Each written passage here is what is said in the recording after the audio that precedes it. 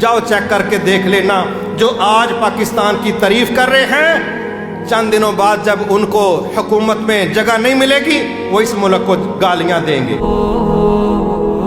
اگلی باری ان کو مل جائے ملک خوبصورت ہو جائے گا، پھر اگلی باری نہ ملے پھر گالیاں دیں گے۔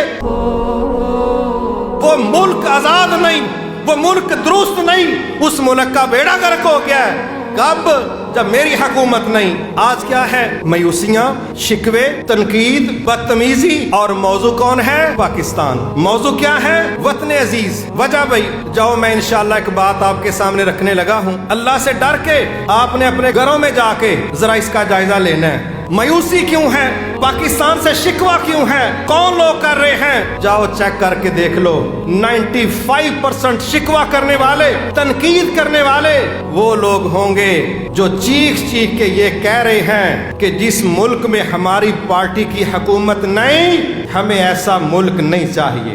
جس ملک میں ہمارا اقتدار نہیں، ہمارے مفادات کا تحفظ نہیں، ہمارا پروٹوکول نہیں، ہماری ضروریات کا لحاظ نہیں رکھا جاتا، وہ ملک آزاد نہیں، وہ ملک درست نہیں، اس ملک کا بیڑا غرق ہو گیا ہے۔ کب؟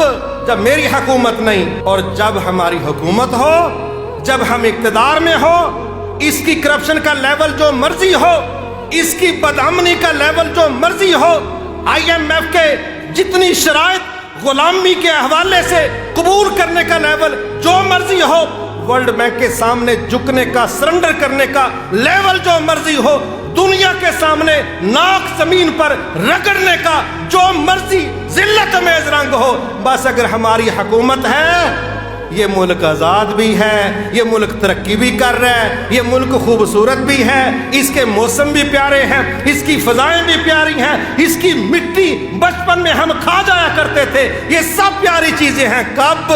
جب میری پارٹی کی حکومت ہے، میری پارٹی کا اقتدار ہے، جب مجھے کمیشنیں آ رہی ہیں، مجھے کوٹے مل رہے ہیں، مجھے پروٹوکول مل رہا ہے، تو سب کچھ ٹھیک ہے۔ اور جب میری پارٹی اقتدار میں نہیں، پھر یہ ملک گالیوں کے لائق ہے، پھر یہ رہنے کے لائق نہیں، پھر یہ ملک ہجرتوں کے لائق ہے، یہ ملک چھوڑنے کے لائق ہے۔ حیرت والی بات ہے، کیا یہ حالات ہم صرف 2023 میں دیکھ رہے ہیں؟ کیا کئی دہائیوں سے ملک کا بیڑا غرق کرنے کے لیے مختلف ادوار میں مختلف اداکار یہی ایکٹنگ نہیں کرتے رہے؟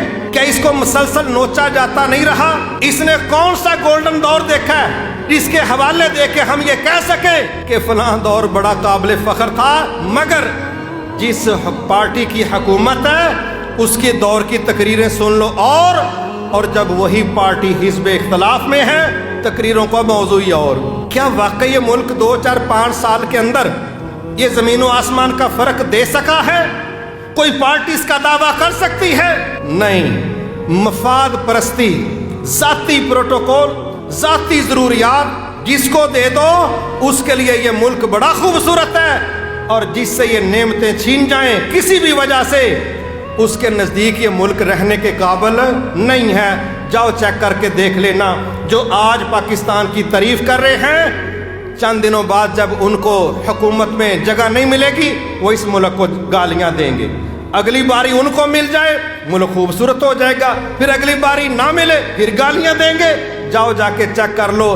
جس کارکن کی سوچ یہ ہو کہ اگر ہم اقتدار میں ہیں تو ملک خوبصورت ہے، رہنے کے قابل ہے، ترقی یافتہ اور آزاد ہے، اور جب ہم حکومت میں نہیں، ہم اقتدار میں نہیں، پھر یہ ملک رہنے کے قابل نہیں، پھر یہ غلام ملک ہے، پھر اس کا بیڑا غرق ہو گیا، پھر یہ بدبودار ہے۔ میں تو صاف کہوں گا پھر ملک بدبودار نہیں، ایسے کارکن کا دماغ بدبودار ہے، ایسے کارکن کی سوچ بدبودار ہے۔ یہ مفاد پرستانہ سوچ جس پر ہم کہیں کہ جب سب کچھ مجھے مل رہا ہے تو یہ ٹھیک ہے، جب مجھے ملنے کا اختیار نہیں ہے تو یہ ٹھیک نہیں ہے۔